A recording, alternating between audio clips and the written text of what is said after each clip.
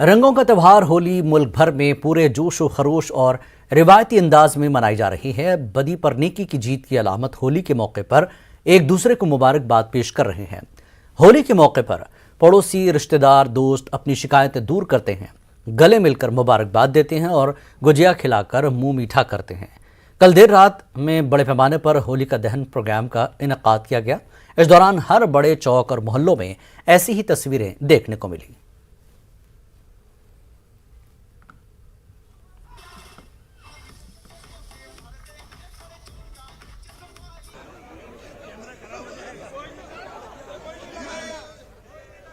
नई दिल्ली ज़िले से शब बारात और होली का पूरा तैयारियां रख रहे हैं। इस दौरान हमने अमन कमेटी मीटिंग्स लिए गए हैं ये संदेशा फैलाने के लिए कि सारे लोग अपने त्यौहार को शांतिपूर्वक और एकता के साथ मनाया जाए।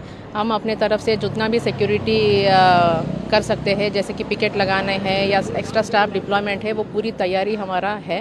इस त्यौहार में हम यही उम्मीद करते हैं कि जनता भी अपनी तरफ से खुशी खुशी मनाए, एक साथ मिल के मनाए और कोई भी बाधा किसी को ना लगे। तो उम्मीद करते हैं कि सभी लोग अपना शांतिपूर्वक दोनों त्योहारों को भाईचारे में साथ साथ मिल के बनाएं।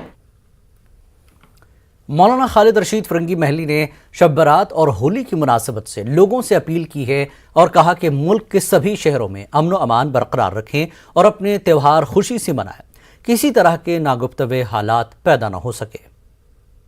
आज जो कि 18 मार्च को होली का मौका भी है, होली का फेस्टिवल भी है और आज ही जुमा और शबरात भी है। इसी के मद्देनज़र हम लोगों ने इस्लामिक सेंटर ऑफ इंडिया की जानिब से आवाम से अपील की थी कि जिन मसाजिद में जुमे की नमाज 12:30 से 1 के दरमियान है, वो लोग आधे से 1 घंटा उसको एक्सटेंड कर लें, जिससे कि होली खेलने वालों को भी किसी दिक्कत परेशानी का ना सामना करना पड़े और नमाजियों को भी किसी दिक्कत परेशानी का सामना ना करना पड़े। तो लोगों ने उस पर अमल किया और हमारे यहाँ जहाँ मस्जिद ईदगाह लखनऊ में जहाँ नमाज 12:45 पे होती थी, आज अभी वहाँ नमाज 2 बजे हुई और यही माहौल पूरे यूपी और पूरे मुल्क में है।